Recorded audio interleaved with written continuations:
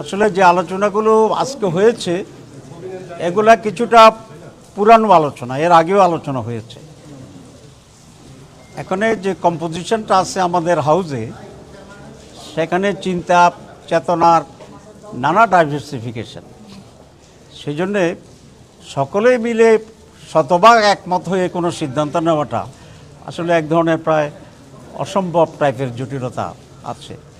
তো এই দিকটা কীভাবে মিনিমাইজ করা যায় একটা উপায় বের করার জন্য আমরা চেষ্টা করছি।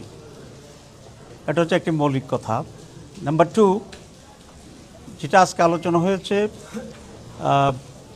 প্রথম যে আলোচনা ছিল সেটা হচ্ছে আমাদের কতগুলো সাংবিধানিক কমিটি যেগুলো আছে সেই সব ব্যাপারে একটি অ্যাপয়েন্টমেন্ট অথরিটি তৈরি করার ব্যাপারে, যেটাকে আগে ন্যাশনাল কনস্টিটিউশন কাউন্সিল বলা হয়েছিল, সেটা একটু নাম পরিবর্তন করে সাংবিধানিক এবং সংবিধিবিদ্ধ সংস্থায় নিয়োগ কমিটি হিসাবে এটাকে করা হয়েছে। এটা কারণ ছিল এনসিসির ব্যাপারে ব্যাখ্যায় কারো কারো একটি বিভ্রান্তি ছিল যে এটা সরকারের চেয়ে হায়ার বডি কিনা, আসলে তেমন কিছু নয়।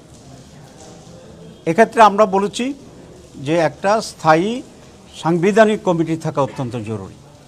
বর্তমান যে পদ্ধতিটি আছে সেটাও সাংবিধানিক কমিটিগুলো কিন্তু স্বাধীন, এটা কোনো এক্সিকিউটিভ বডির উপরে ডিপেন্ডেন্ট না। যেমন নির্বাচন কমিশন গঠন করা, তারপরে আমাদের দুর্নীতি দমন কমিশন গঠন করা, পাবলিক অ্যাকাউন্টস কমিশন গঠন করা, ইত্যাদি ইত্যাদি, মোট 5-6টা। আগে যেভাবে হতো সেটা হচ্ছে প্রত্যেকটা কমিটি নিয়োগের আগে একটা সার্চ কমিটি করা হতো। সার্চ কমিটি প্রস্তাবনা তৈরি করত এবং সেই প্রস্তাবনার ভিত্তিতে প্রেসিডেন্ট এটাকে নিয়োগ দিত। তো এটা বলার জন্য ব্যাখ্যাটা এই যে এই সমস্ত কমিটি কখনোই প্রধানমন্ত্রীর অধীন ছিল না এবং এক্সিকিউটিভের সাথে এটা কোনো রিলেশন না, এটি ইন্ডিপেন্ডেন্টলি কাজ করেছিল। কেউ কেউ এটাকে ভুল বুঝে এটা বলতে চাচ্ছিলেন যে এরকম একটা কমিটি থাকলে প্রধানমন্ত্রীর হাত পা বেঁধে দেওয়া হবে। আসলে এর সাথে প্রধানমন্ত্রীর হাতও জড়িত নাই, পাও জড়িত নাই, তার আগে ইন্ডিপেন্ডেন্ট ছিল। আগে ছিল প্রত্যেকটা আলাদা আলাদাভাবে সার্চ কমিটি হবে এবং বিভিন্ন সময় বিভিন্ন ব্যক্তি সার্চ কমিটির সদস্য হবে এবং এতে করে প্রধানমন্ত্রীর হস্তক্ষেপ করার সুযোগটা ছিল বেশি। আমরা অতীতেও দেখেছি সার্চ কমিটি হইতো, প্রধানমন্ত্রী থেকে একটা গোপনে লিস্ট পাঠিয়ে দেওয়া হতো। এটা রোধ করা খুব জরুরি।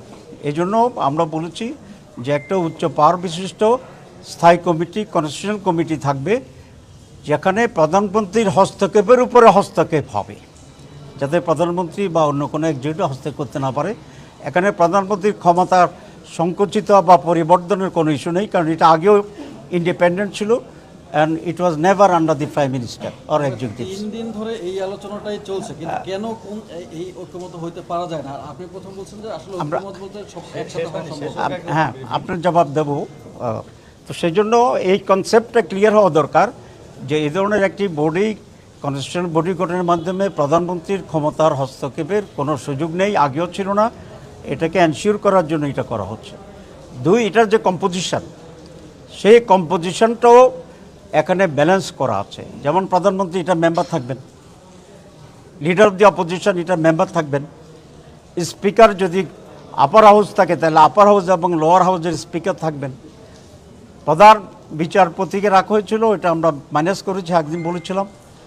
তার একজন প্রতিনিধি হিসাবে সুপ্রিম কোর্টের একজন বিচারপতি থাকবেন এবং প্রেসিডেন্টকে প্রস্তাব করা হয়েছিল অরিজিনালি, এটা আমরা নাকচ করেছি, সকলে একমত হয়েছে। প্রেসিডেন্টের পক্ষ থেকে একজন প্রতিনিধি এখানে থাকবেন।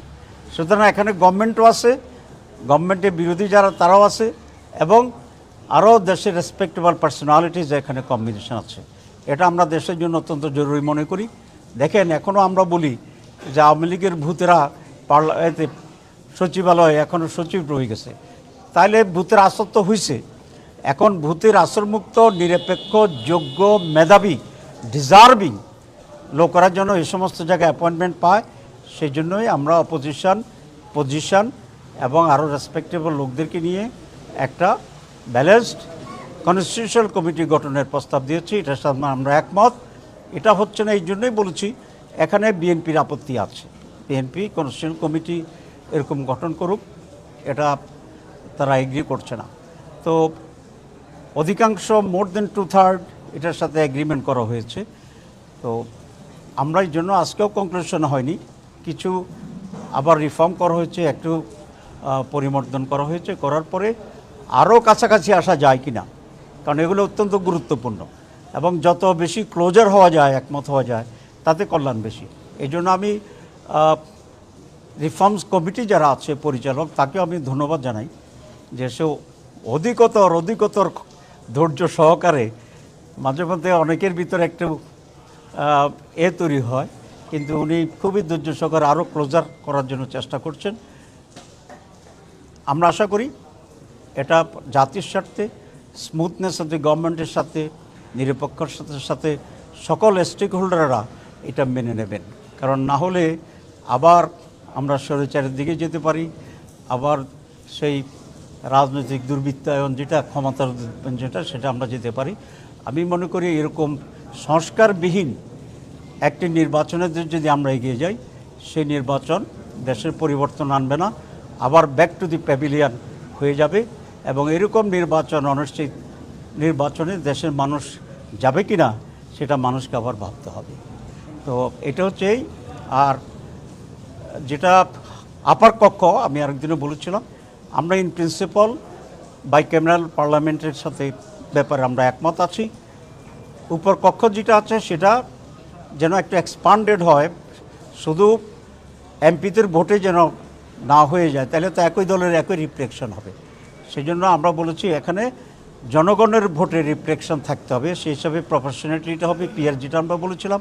এখানেও মোর দ্যান 2/3 ইতিমধ্যেই মত প্রকাশ করেছেন পজিটিভলি, বাকিটা এখন আলোচনা প্রভাবন আছে।